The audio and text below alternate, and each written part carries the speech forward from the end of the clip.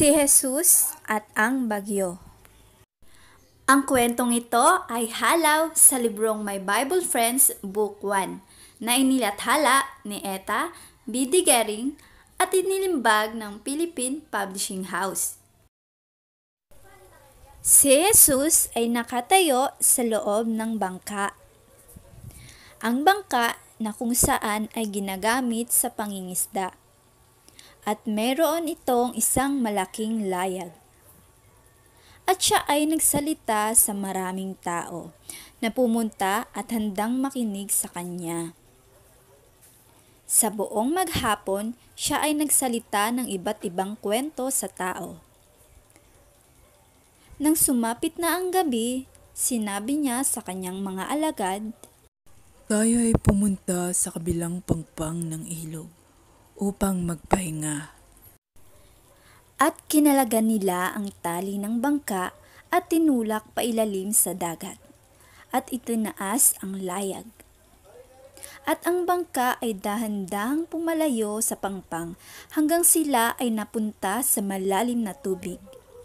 Lumabas ang buwan na nagbigay liwanag sa lawa, at sinabayan ito ng mga nagniningning na bituin sa kalangitan. Si Jesus ay pagod na pagod at siya ay humiga sa kanyang unan at dagli ang nakatulog. Ang lalaki sa likuran ng bangka na kung saan ay nagmamaniobra ng bangka ay maingat sa pagdadala. At sila ay patuloy na pumalaot ng pumalaot. Subalit, ang nakakatakot na malakas na hangin ay biglang umihip at sinabayan ng may itim na ulap sa kalangitan ng liwanag ng buwan, at umihip din ang malalaki at may itim na ulap sa palibot ng mga bituin, at hinampas sila ng mga nagngangalit na malalaking alon, at ang bangka ay pumapailalim at pumapaitaas sa malaking alon ay sumasabay. Mayroong kidlat at pagkulog, at ang piloto ng bangka ay gumagawa ng paraan upang maiwas ang bangka sa malalaking alon, at gayon din ang kanilang ibang kasamahan. Gumamit sila ng sagwan at iba pang mga paraan upang maiwasan ang paglubog ng bangka.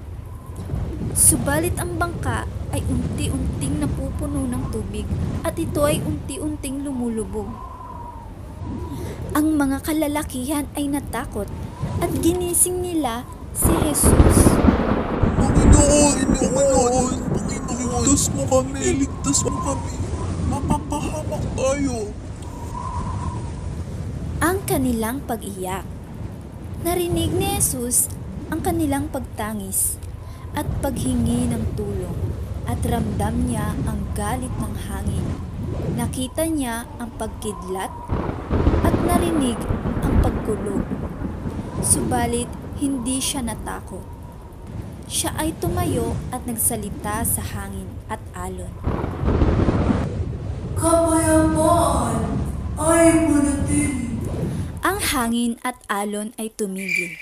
Nawala ang mga maitim na ulap at ang mga bituin ay muling nagningning. At sila ay muling naglayag. Ang buwan ay nagbigay ng liwanag sa tubig. Bakit kayo natakot? Bakit kayo natakot samantalang ako'y kasama ninyo? Ang sabi ni Jesus sa kanyang mga kasama, at sila ay nakatawid sa kabilang pangpang ng lawa. Samantala, sabi ni Jesus sa mga batang lalaki at babae, Mula ngayon, huwag kayong matakot sa kislap ng kidlat at sa tunog ng kulog at sa malakas na pag-ihip ng hangin. Ako ay sumasa inyong palagi. Sa gitna man ng kadiliman o sa gitna man ng bagyo, hindi ko kayo pababayaan.